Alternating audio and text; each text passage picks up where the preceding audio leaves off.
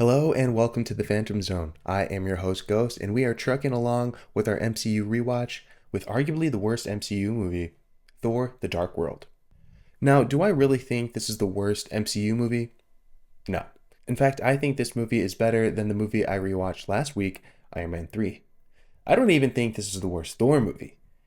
Thor, Love and Thunder literally took years off my life.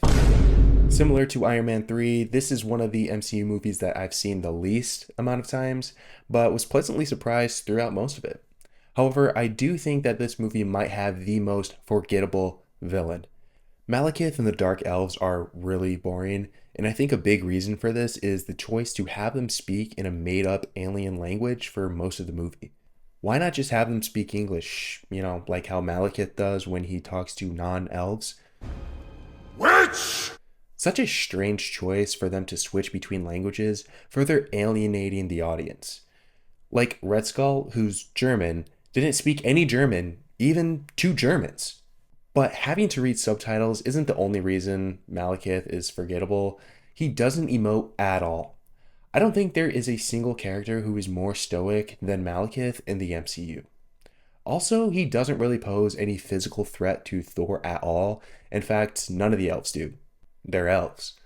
At least not until one of them crushes a weird space rock and becomes a buff monster.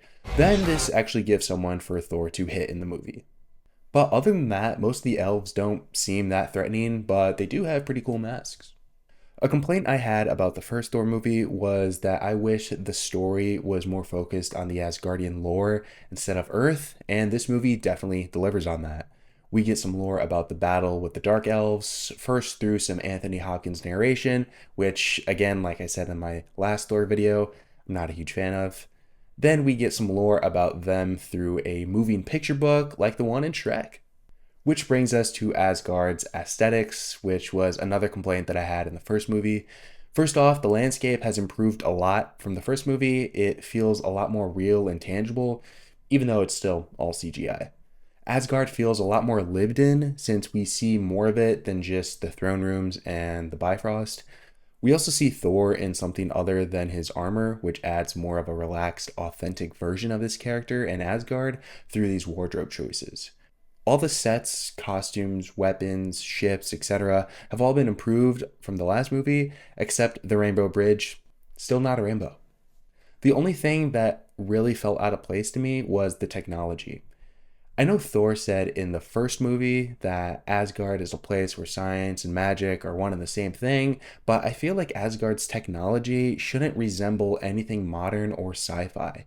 They speak, dress, and act like it's hundreds, if not thousands of years ago, so the fact that Jane can recognize that their dirt hologram magic uses quantum whatever kind of rubbed me the wrong way.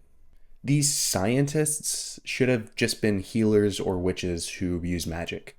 Asgard is magic, Odin is magic, the ether is magic. Science can't explain the Infinity Stones or anything else in that trophy room, so why even bother with all this science? Also, why does Asgard have anti-aircraft laser turrets? It's one thing if you want to make the culture of the Dark Elves to have all this technology and laser guns, but I don't feel like that really fits well with Asgard. Like, imagine if Game of Thrones had laser cannons in it. Doesn't really work. Not only do we get to see more of Asgard, but we get to see some other realms like Vanaheim and Svartalfheim, which is just a dirt planet with constant overcast, hence the name The Dark World. One story element I did enjoy upon a rewatch is the idea that Thor and his friends commit treason, and Thor and Loki actually fight together in honor of their mother to save Asgard. Like I said in my Avengers video, Tom Hiddleston has really embraced this character and gives another great performance in this movie. There's a scene where Thor and Loki are bickering, and Thor admits that he doesn't trust Loki anymore, and there's a moment where it looks like Loki might feel bad for a second, but you can't really tell because he ends up betraying him in the end by faking his death and assuming the throne as Odin.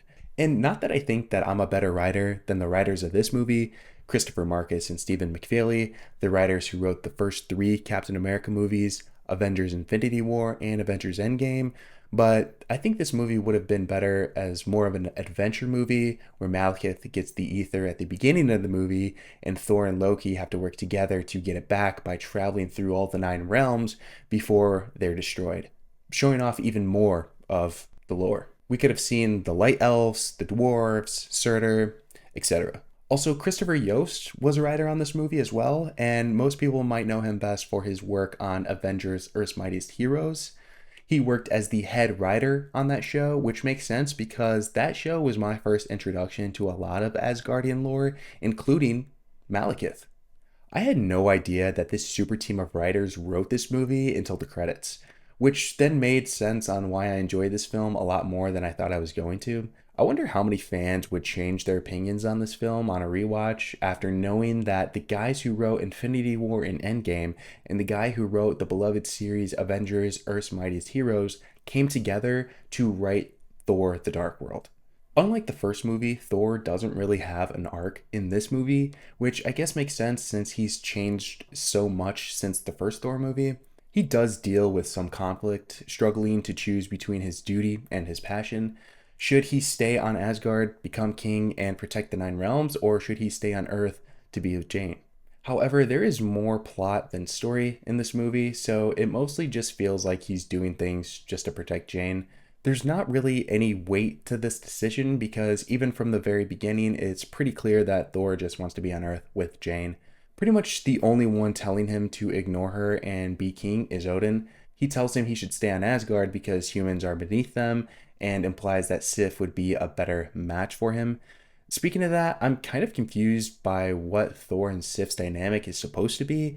In the first movie, I got the sense that Thor, Loki, Sif, and the Warriors 3 is this group of lifelong friends, but Sif kind of secretly likes Thor.